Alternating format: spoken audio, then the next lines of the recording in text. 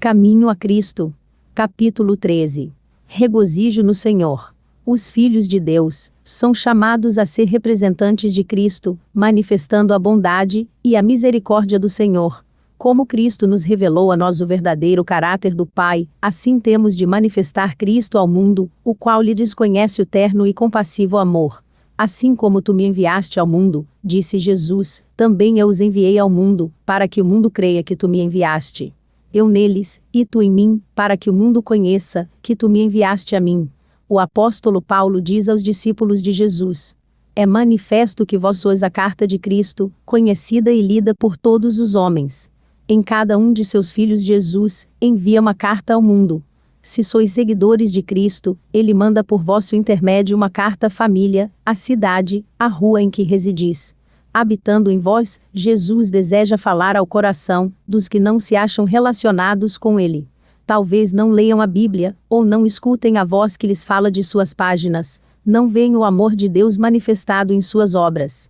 Se sois, porém, um fiel representante de Jesus, talvez por meio de vós sejam induzidos a compreender algo de sua bondade, sendo atraídos a amá-lo e servi-lo. Os cristãos são postos, como luminares no caminho para o céu. Cumpre-lhes refletir sobre o mundo, a luz que de Cristo sobre eles incide. Sua vida e caráter devem ser de molde, a que outros possam obter por seu intermédio, uma justa concepção de Cristo e seu serviço.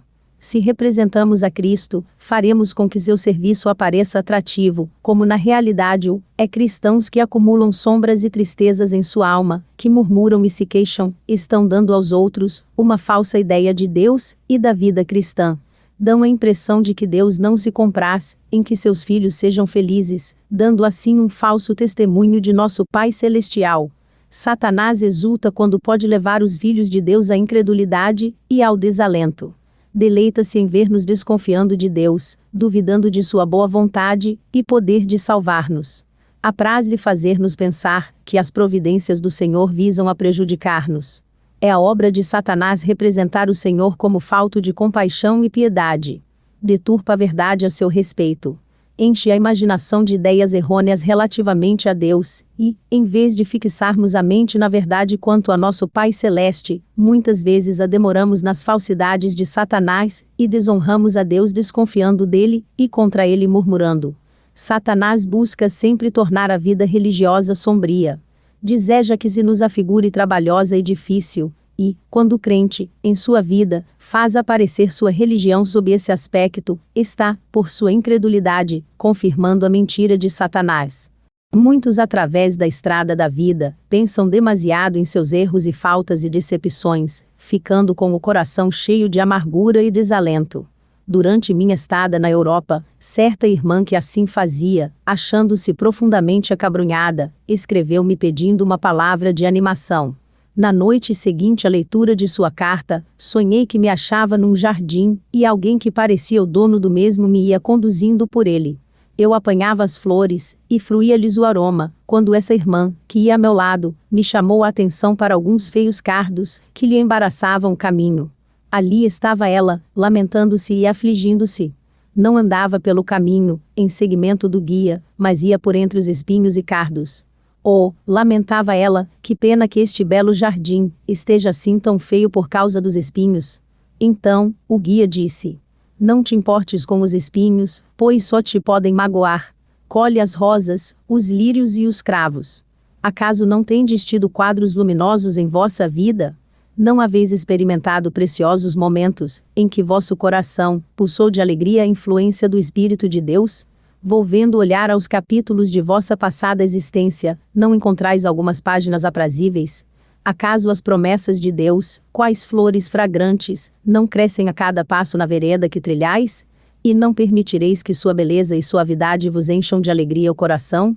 Os cardos e espinhos não servirão senão para vos ferir e magoar, e se os não colheis senão a eles, apresentando-os aos demais, não estáis vós, sobre desdenhar a bondade de Deus, impedindo que os que vos rodeiam, palmilhem a vereda da vida.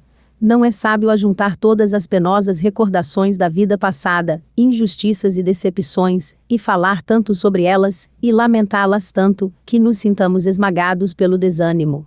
Uma alma desalentada acha-se rodeada de trevas, excluindo a luz de Deus de si própria, e lançando sombras sobre o caminho dos outros. Graças a Deus pelos quadros luminosos que nos tem apresentado. Enfeixemos todas as benditas promessas de seu amor, a fim de sobre elas poder deter continuamente o olhar. O Filho de Deus, deixando o trono do Pai, revestindo sua divindade com a natureza humana a fim de vir resgatar o homem do poder de Satanás, o triunfo que obteve em nosso favor, abrindo ao homem a porta do céu, revelando aos olhos humanos, a câmara onde a divindade manifesta sua glória, a raça caída erguida do abismo da ruína, em que o pecado a submergira, e novamente posta em ligação com o infinito Deus, e depois de resistir à divina prova mediante a fé em seu Redentor, revestida da justiça de Cristo, e exaltada a seu trono, eis os quadros que o Senhor deseja que contemplemos. Quando nos inclinamos a duvidar do amor de Deus, a desconfiar de suas promessas, nós o desonramos e ofendemos a seu Santo Espírito.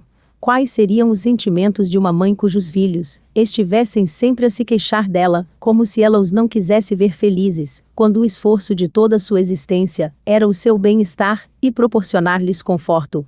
Suponhamos que duvidassem de seu amor, isso lhe havia por certo de partir o coração. Como se sentiria qualquer pai, se os filhos procedessem de tal maneira para com ele? E como nos há de considerar nosso Pai Celeste, quando duvidamos do amor que nos tem, esse amor que o levou a dar seu Filho unigênito, a fim de que pudéssemos viver? Escreve o apóstolo. Aquele que nem mesmo a seu próprio Filho poupou, antes, o entregou por todos nós, como nos não dará também com ele todas as coisas? Todavia, quantos, por ações e não por palavras, estão dizendo: o Senhor não diz isto quanto a mim. Talvez ame a outros, mas a mim, não. Tudo isso prejudica a vossa própria alma, pois toda palavra de dúvida por vós proferida, é um convite às tentações de Satanás, isso robustecerá em vós a tendência para duvidar, afastando os anjos ministradores. Quando sois tentados por Satanás, não deixeis escapar nenhuma palavra de dúvida, nenhuma palavra sombria. Se preferirdes abrir a porta às suas sugestões, a mente se vos encherá de desconfiança e questões rebeldes.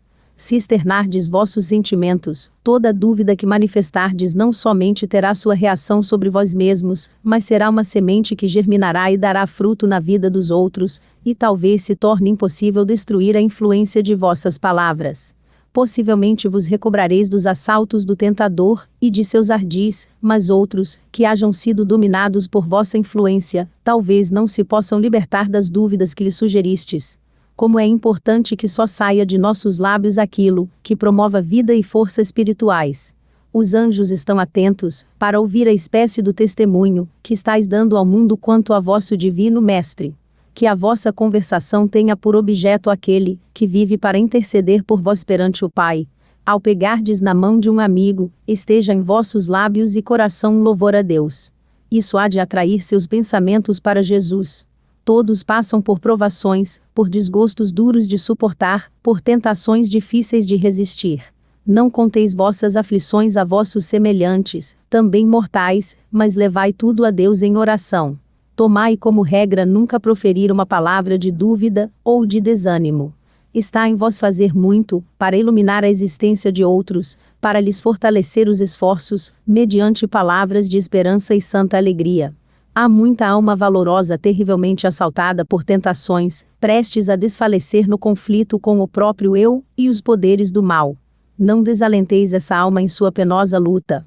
Animai-a com palavras de valor e esperança, que a incitem a perseverar no caminho. Assim irradiará, por meio de vós, a luz de Cristo. Nenhum de nós vive para si. Pela influência que inconscientemente exercemos, outros se podem animar e fortalecer, ou ficar desanimados e alienados de Cristo e da verdade. Muitos há que possuem uma errônea ideia da vida e do caráter de Cristo. Pensam que ele era destituído de calor e animação, que era sério, áspero, melancólico. Em muitos casos, toda a experiência religiosa recebe dessa maneira de ver um sombrio colorido. Disse muitas vezes que Jesus chorou, mas jamais foi visto a sorrir. Nosso Salvador foi, efetivamente, um varão de dores, experimentado nos trabalhos, pois abria o coração a todos os sofrimentos humanos. Mas, se bem que sua vida fosse cheia de abnegação e ensombrada por dores e cuidados, seu espírito não se abatia. Sua fisionomia não apresentava a expressão do desgosto ou do descontentamento, mas sempre de inalterável serenidade. Seu coração era uma fonte de vida, e onde quer que fosse, levava descanso e paz, contentamento e alegria. Nosso Salvador era profundamente sério e intensamente zeloso, mas nunca sombrio ou enfadado. A vida dos que o imitam revestir-se-á acento toda de fervorosos propósitos, experimentarão um profundo sentimento de sua responsabilidade. A leviandade será reprimida, não apresentará ruidosa alegria, nem gracejos de mau gosto. Entretanto, a religião de Jesus proporciona abundância de paz. Não extingue o brilho da alegria, não restringe a felicidade, nem toda a fisionomia radiante e sorridente. Cristo não veio para ser servido, mas para servir, e uma vez que seu amor nos domine o coração, havemos de seguir-lhe o exemplo. Enquanto deixarmos predominar na lembrança os atos desagradáveis e injustos de outros, parecer-nos a acento agudo impossível amá-los como Cristo nos ama. Se, porém, nossos pensamentos se fixam no extraordinário amor e piedade de Cristo para conosco, esse mesmo Espírito irradiará de nós para os nossos semelhantes. Cumpre-nos amar e respeitar uns aos outros, não obstante as faltas e imperfeições que não podemos, malgrado nosso, deixar de notar neles. Necessitamos cultivar a humildade e a desconfiança de nós mesmos, bem como paciente benevolência para com as faltas do próximo. Isso destruirá em nós todo o mesquinho egoísmo, tornando-nos magnânimos e generosos. Diz o salmista: confia no Senhor e faze o bem, habitarás na terra e, verdadeiramente, serás alimentado. Confia no Senhor. Cada dia tem suas preocupações, seus cuidados e perplexidades, e ao encontrar-nos, uns com os outros, como nos sentimos inclinados a falar de nossas dificuldades e provações. Damos lugar a tantas aflições emprestadas, condescendemos com tantos temores, damos expressão a um tal fardo de ansiedades, que se poderia supor que não possuímos um Salvador compassivo e amante, pronto a ouvir todas as nossas petições, e a ser-nos um auxílio bem presente em todas as nossas necessidades. Pessoas a que andam sempre em temor e buscando aflições. Cercam-nas dia a dia as provas do amor de Deus, desfrutam diariamente as liberalidades de sua providência. Não atentam, entretanto, para as bênçãos presentes. Sua mente ocupa-se continuamente com alguma coisa desagradável, cuja ocorrência receiam, ou então é qualquer coisa real que, embora pequenina, as torna cegas aos muitos motivos que têm para serem agradecidas. As dificuldades que enfrentam, em vez de as impelir para Deus, única fonte de auxílio que possuem, separam-nas dele, pois suscitam desassossego e queixumes. Acaso fazemos bem em ser assim incrédulos? Por que havíamos de ser ingratos e desconfiados? Jesus é nosso amigo, todo o céu se acha interessado em nosso bem-estar. Não devemos permitir que as perplexidades e cuidados diários nos aflijam a mente e nos turbem o semblante. Se assim fazemos, havemos de ter sempre algum motivo para amofinações e aborrecimentos. Não devemos dar lugar a uma solicitude que não serve senão para atribular-nos e consumir-nos, sem nos ajudar a sofrer nossas provas. Talvez vos sobrevenham perplexidades nos negócios, as perspectivas se tornem cada vez mais sombrias, estejais ameaçados de uma perda. Não vos desanimeis, entretanto, lançai sobre o Senhor vossos cuidados, e permanece calmo e satisfeito. Suplicai sabedoria para dirigir vossos negócios prudentemente, evitando assim o prejuízo e o desastre. Fazei tudo o que vos estiver ao alcance, a fim de promover resultados favoráveis. Jesus prometeu seu auxílio, mas não dispensa os nossos esforços. Quando, descansando em nosso ajudador, houverdes feito tudo o que está ao vosso alcance, aceitai alegremente os resultados. Não é a vontade de Deus que seu povo ande vergado ao peso dos cuidados. Todavia, o Salvador não nos engana. Não nos diz: não temais, vossa estrada é livre de perigos. Ele sabe que há provações e perigos, e é sincero conosco. Não se propõe tirar seu povo de um mundo de males e pecados, mas indica-nos infalível refúgio. Sua oração em favor dos discípulos foi: não peço que os tires do mundo, mas que os livres do mal. No mundo, diz ele, tereis aflições, mas tende bom ânimo, eu venci o mundo. No Sermão do Monte, Cristo ensinou aos discípulos preciosas lições quanto à necessidade de confiar em Deus. Essas lições visavam animar seus filhos através de todos os séculos, e chegaram até nós plenas de ensinos e conforto. O Salvador apontou a seus seguidores as aves do céu, modulando suas canções de louvor, livres de cuidados, pois não semeiam, nem cegam. E, no entanto, o grande Pai lhe supre as necessidades. Pergunta o Salvador: não tendes vós muito mais valor do que elas?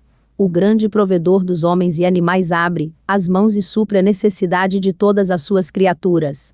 Não reputa as aves do céu inferiores ao seu cuidado. Não lhes põe o alimento no bico, mas toma providências para lhes satisfazer as necessidades. Cumpre-lhes apanhar as sementes que para elas espalha. Tem de preparar o material para o ninhozinho. Precisam de alimentar os filhotes.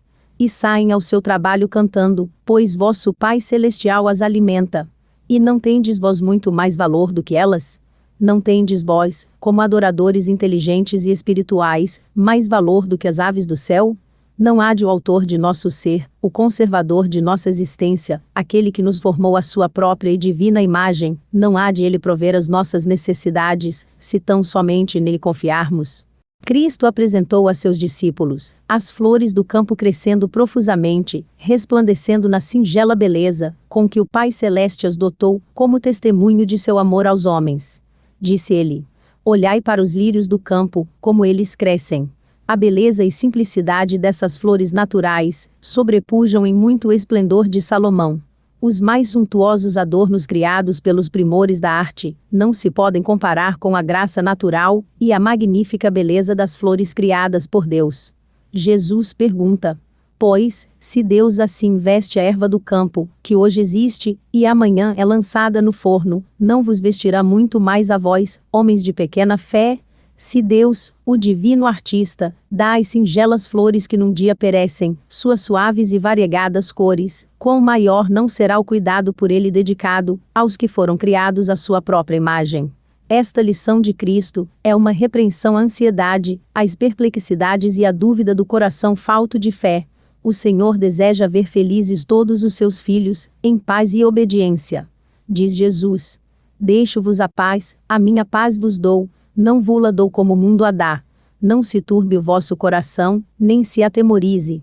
Tenho-vos dito isso, para que a minha alegria permaneça em vós, e a vossa alegria seja completa. A felicidade que se busca por motivos egoístas, fora do caminho do dever, é volúvel, caprichosa e transitória, dissipa-se, deixando na alma uma sensação de isolamento e pesar. No serviço de Deus, porém, há satisfação e alegria. O cristão não tem de andar por veredas incertas, não é abandonado a vãos desgostos e decepções.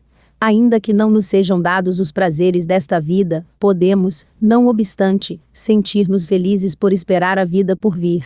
Mas mesmo aqui podem os cristãos fruir a alegria da comunhão com Cristo, é-lhes dado possuir a luz do seu amor, o perpétuo conforto de sua presença. Cada passo da vida nos pode levar mais perto de Jesus, pode nos trazer uma mais profunda experiência de seu amor, conduzindo-nos um passo mais próximo do bendito lar de paz. Não rejeitemos, pois, nossa confiança, mas tenhamos firme certeza, mais firme que nunca. Até aqui nos ajudou o Senhor, e nos ajudará até o fim. Olhemos aos marcos miliários, que nos recordam o que o Senhor tem feito para nos confortar e salvar da mão do destruidor. Conservemos sempre vivas na memória todas as ternas misericórdias que Deus tem tido para conosco, as lágrimas por ele enxugadas, as dores que suavizou, as ansiedades que desvaneceu, os temores que dissipou, as necessidades que supriu, as bênçãos que concedeu, e fortalecemo-nos assim para tudo quanto nos aguarda no restante de nossa peregrinação.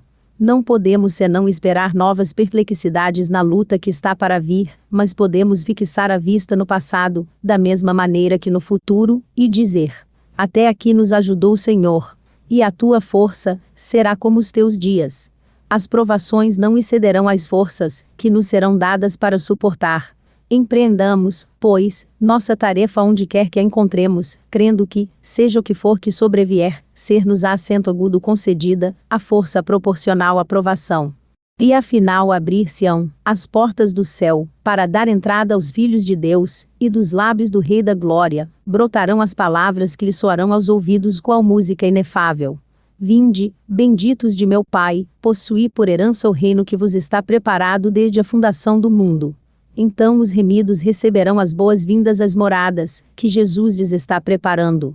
Então seus companheiros não serão mais as criaturas vis da terra mentirosos, idólatras, impuros e incrédulos, mas conviverão com os que venceram a Satanás e, por meio da graça divina, formaram um caráter perfeito. Toda tendência pecaminosa, toda imperfeição que aqui os aflige, terá sido removida pelo sangue de Cristo, e a excelência e o resplendor de sua glória, que sobrepuja em muito ao brilho do sol, a ele se comunicam.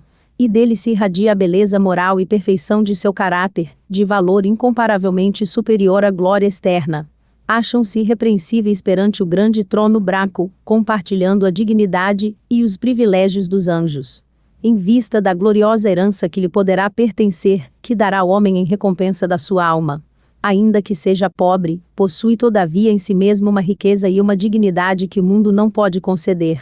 A alma redimida e purificada do pecado, com todas as suas nobres faculdades consagradas ao serviço de Deus, é de inexcedível valor, e há alegria no céu, na presença de Deus e dos santos anjos, sobre uma alma resgatada, alegria que se exprime em cânticos de santo triunfo.